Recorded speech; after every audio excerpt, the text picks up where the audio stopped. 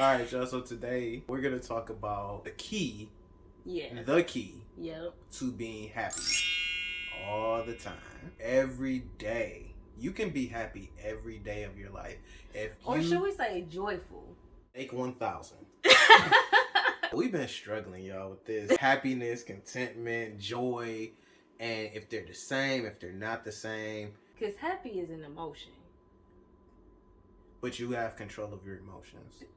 Because you got to remember, your emotions are a reflection of where your focus is. Even in the worst circumstances, your focus doesn't have to be on those circumstances. Like, now I know there's some pretty extreme circumstances, so it really does take some training to be able to get there. However, it is doable. I think the main point that the Word of God tries to get us to understand is that whether, joy, which is a fruit of the Spirit, is internal. He's given us all joy that we can stir up on the inside. Then contentment. Contentment is also internal. It is an attitude, is the way that you are approaching things and looking at things, circumstances in your life. Godliness with contentment is a great game. I think in some ways, even in like Christian circles, that can be misconstrued because you're thinking like, okay, I'm content, so I must not want anything else, right? And that's not the case at all, because we know that God wants us blessed. He wants us healthy, wealthy in every aspect of our lives. But the contentment is a state of being in that whatever it is that you're going through. And Paul talks about that, like, in every circumstance, he's learned to be content, whether he has little or whether he has much. He can do it with Christ's help. And the reason that we bring this up is because the actual definition of content is in a state of peaceful happiness. So, and I think in a state actually is what stands out to me, because it's a state of being. Like, this is how I am. Right. I'm consistently in a state of peaceful happiness. So, like, I'm continually in that, no matter what's happening around me. No matter the circumstances. Yeah, like, I'm the constant. Right. And that's how I was looking at happiness, as being just like how you are. It's not dependent upon external factors. A lot of people connect happiness to, well, I'll be happy when, or I'll be happy if, when I get the new car, when I get the promotion, if I can do this or if I can do that. So you have to switch that from... And so, in other words, if you don't have those things yet, then you're not happy. Then by that definition, you would not be content, because you would feel that you're lacking something. I think there's no greater time than what we're living in history, that people are more discontent with what's happening in their lives, which in turn makes people less happy or in a state of unhappiness, because number one, they're comparing, right? Because it's most likely stemming from social media or what they see on television. So learning how to be in a state of contentment is really a huge factor in remaining happy. But how do we like kind of dive into contentment and what that really means? Being content, I think, starts exactly where you are right now, right? No matter what situation you're in, and being thankful in where you are right now.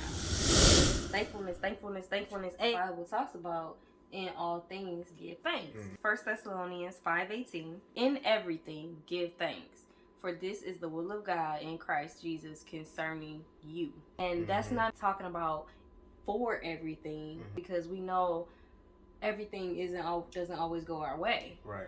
But we have that choice. So starting with the very little things, I'm thinking being content with my hair. My hair may not be as manageable as I would like. I have to put more time into it. But Lord, you know what? I'm thankful for my hair. I'm thankful for my body. Thank you, Lord, that I can walk. And it sounds like it's trivial. You know what it reminds me of?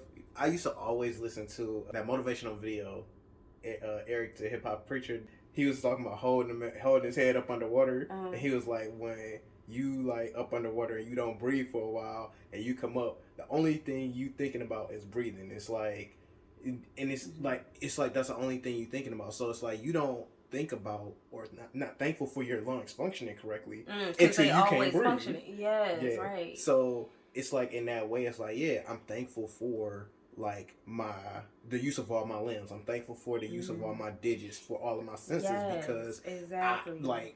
That's something I could take for granted because I've never not had use of them. Being content, I think, is a practice. You have to intentionally practice being thankful for things that you have. So you might have to start looking and searching for things. And at first it might be uncomfortable or it seemed forced. But then when you really start to think, when we were talking about putting the video together, I was talking about like, I'm thankful for my sense of touch. Like, I could be looking in my purse for something and can't see, but just by feeling, I know what I'm touching. Like, I'm thankful for that. Right. And like the point of it is that when you can start off practicing being thankful for the things that you may take for granted, then that builds you up into being thankful for bigger things. Because sometimes you have to start small and build your way up. Like Shanae mentioned, being thankful for that sense of touch. You know, I'm so thankful for my eyesight and being able to hear, because it's just something that we so heavily rely on every day. So starting there is a foundation for being happy. Because if you could be thankful for those things that you take for granted right now that you may not have even thought about, it's just like, okay, that's the floor. What I'm thinking of is like things that money can't buy, things that can't necessarily be given to you, right? And really being thankful for that, because I think you mentioned it, we're always seeking our flesh wants more, you know, seeking the external and comparing our lives to other people. It's an attitude, right? Because most people aren't thankful for things because they feel like they're entitled to more. And you have to get rid of that sense of entitlement. Or like what you deserve. Yeah, like I deserve this, I deserve that. And that will help. That will make you take these little things for granted. A lot of people are like, but I don't got nothing.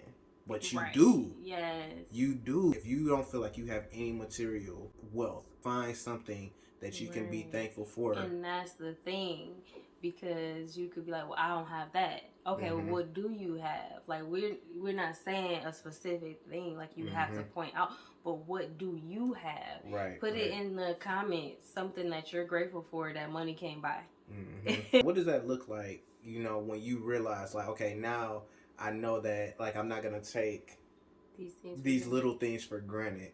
What does it look like? Say in relationships, right? Because that's definitely something I think we can take for granted. Oh, yeah. The relationships that we have. Right, because I know, like, as a child, usually around those teenage years or preteen years, you start taking your parents for granted. Because essentially, for a lot of people, they become an ATM or, you know, just a ride to get to wherever you want to go. But I think now becoming parents, you realize, like, even, like, from jump, how much your life changes. It really is no longer about you. It's about that child and what they need. And you don't know that as a child. Right, that's the thing. You don't see all of the things that they're doing to make you happy, to look out for you, to make sure that you have everything that you need, and then a lot of the stuff that you want, and then you put up a fuss because something isn't exactly how you wanted it to be. Bringing that into adulthood, how do you really be thankful for that relationship? How do you stay content? Because like a difference of opinions on some key things, like whether that be spirituality or relationships or money and stuff like that. Maybe being thankful for what they did do for you, helping you to become who you are. And it's easy to think about the things that could have been done differently or better once you get older. But again, making that choice and switching it, I'm thankful that they taught me what they did teach me. Or if you had messed up parents, I'm thankful that I know how not to act. You know what I'm saying? Right. Like, how can you really find that bright side in it? And then in practice, I feel like it's honoring them. You know, honoring them when you have the opportunity to. Most people, they want to buy their parents a house or or retire them or buy them that dream car. But I think even in the day to day, just honoring them, and sometimes that's as little as sending a text message or praying for them. Like that's gonna be a constant thing. Coming back to that, praying for them, because that's the most powerful thing you can do for somebody. Because a lot of times parents tend not to tell their kids if they're struggling with something, or respecting their difference in opinion. Like the fact that y'all don't agree, but just respecting that, and instead of like judging them, making sure that you are respecting who they are as people, right? Because yes, they're your parents, but they're also individuals. So it's like you would respect someone else for having a difference of opinion. You know, you wouldn't like really judge them the same as you would judge your parents, right, or somebody who has a close relationship. Right. So real quick, like what does that look like for somebody who maybe has lost their parents? And finding the thankfulness of it. Thinking of the times that they did have. Magnifying that. And again, it's not saying that you are happy that they're gone, because you're not. You know, you're gonna miss them, and we don't know what that's like. And I heard someone say this recently, because his mom died, and he's like, you know, I could think about the fact that I have been without my mom for longer than I've been alive, but instead I choose to think about the 17 years that I had with her. Been without my mom for longer than I've been alive? I mean, not that I've been alive, but like I've been without her longer in my life than I've had with her. Right. Yes, sir. But instead, I choose to think about the times that we did have, the 17 years that we did have. And then too, like, and I want to talk to people like when you don't have the relationship that you would like with a parent. Being thankful even in that situation, because that is something that I know I was unhappy with for a period of time in my life, not having the relationship that I wanted with my father. And how I was able to get past that was actually just being this thankful for other figures that I had in my life that had an influence, because nobody can actually fill that void or the shoes that I wish my father was in. But there were people that I believe that God sent at different periods of time that helped me, and that's me choosing not to focus on what I didn't have, but choosing to focus on the good that did come into my life and how that helped me in that time. It's one of those things that's tough, because for a long time I wanted to be mad, you know, and this is what we talk about, choosing your emotions. You know, I want to be mad, I want to hold a grudge, because I felt like, you know what, I deserve to be mad. Like, I deserve to be able to vent and like talk bad about him if he's brought up and stuff like that, but that doesn't help, and that's like not gonna ever repair that relationship if I have that attitude.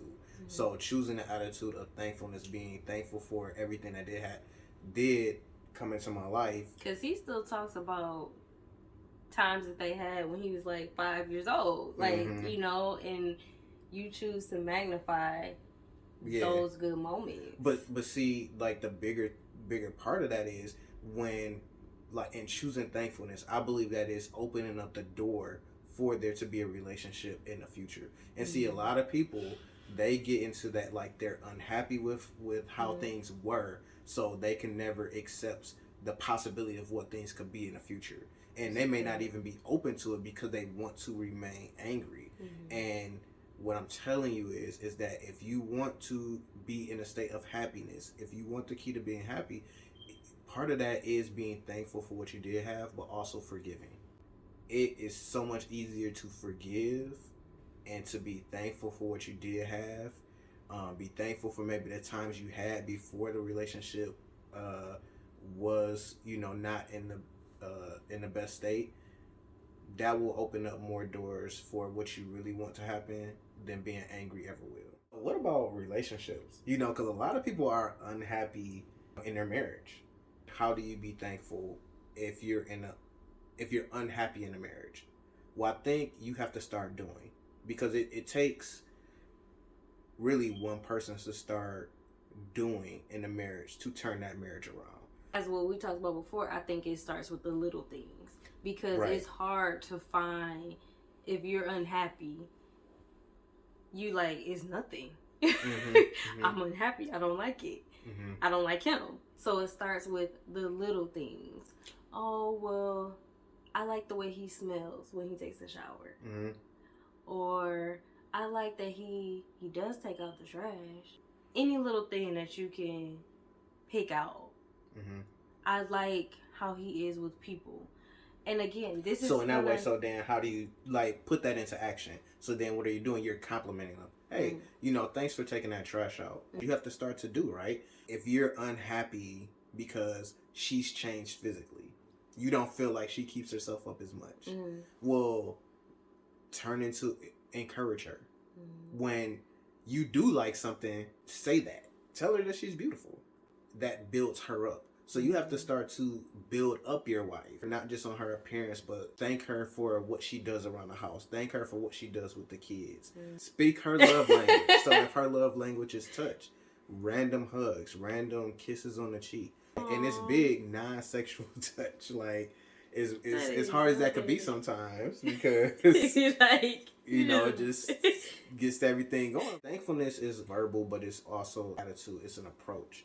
So when you're thankful for your wife, you don't take her for granted. When you don't take her for granted, you're thankful for what she does, all that she does.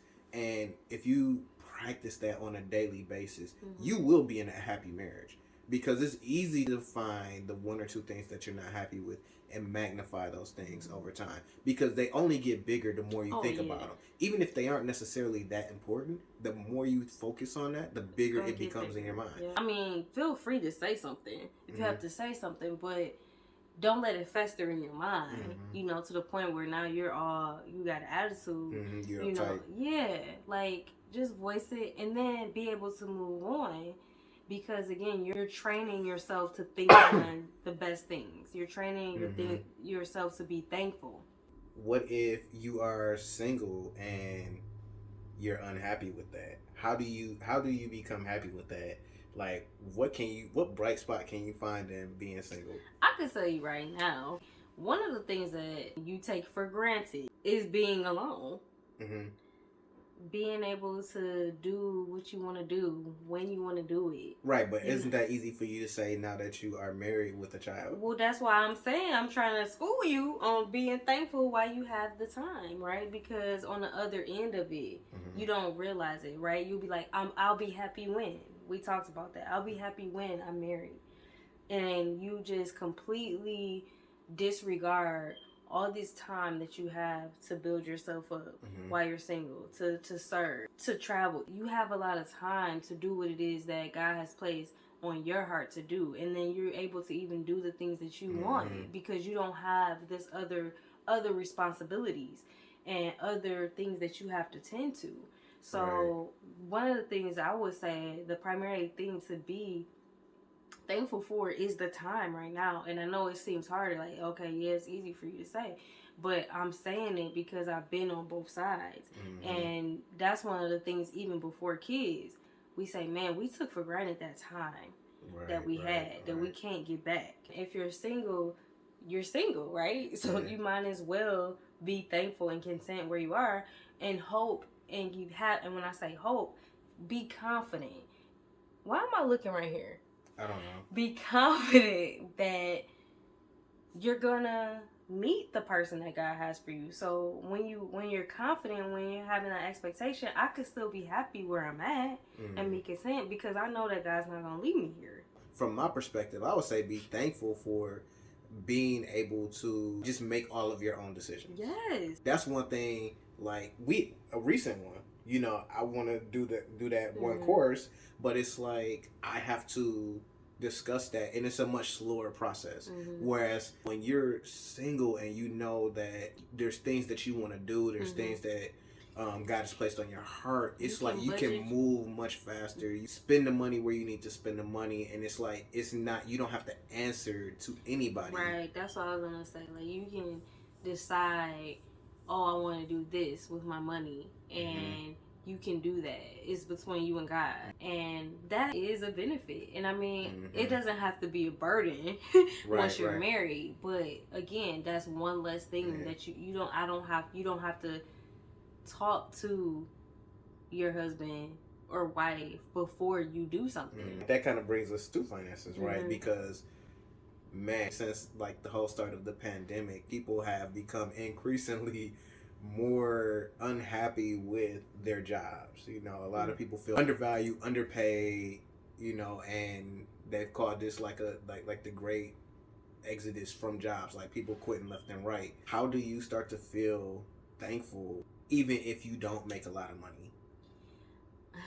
I could say, for someone who has not made a lot of money in jobs, what I a lot of times have to take myself back to is getting the job. You know, when you first get that job, you're grateful for that job. A lot of times we've asked God for the job. And when we get it, over time, the day in and day out, we start to complain and stuff like that. So if you go back to that beginning point of why I was excited, why I was grateful in the first place, that helps me. Gratefulness. Yeah. I'm grateful that I'm able to help with the finances. I'm grateful that I get to get out the house. That's important to me.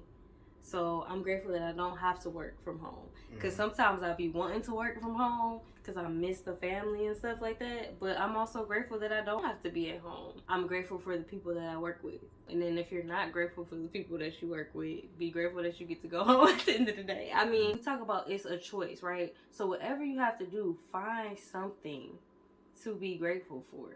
Because it's so easy to complain.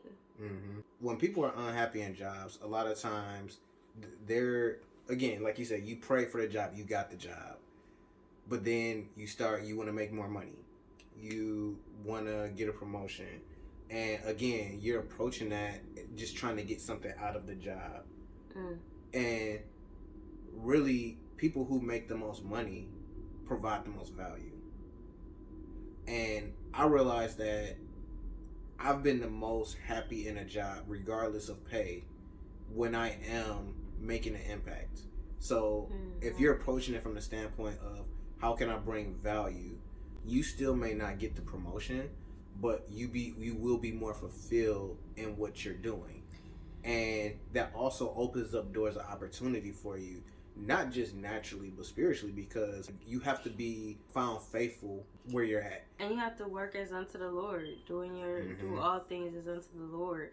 And that also helps me too, because a lot of times you feel like you try to do what's right, but it gets overlooked. And the important thing to remember is that God sees you. When you remember that, then it makes it easier to do your job. And He'll help you. But we talked about the things that you pick out, it being magnified.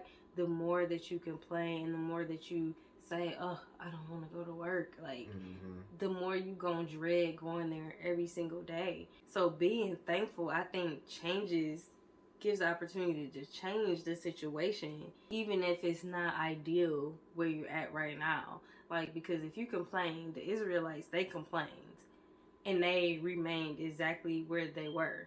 It was the people who were excited, who were thankful and believed what God said. They the ones that got to see the promise. And I think that's why the word tells us to do all things without grumbling, without complaining.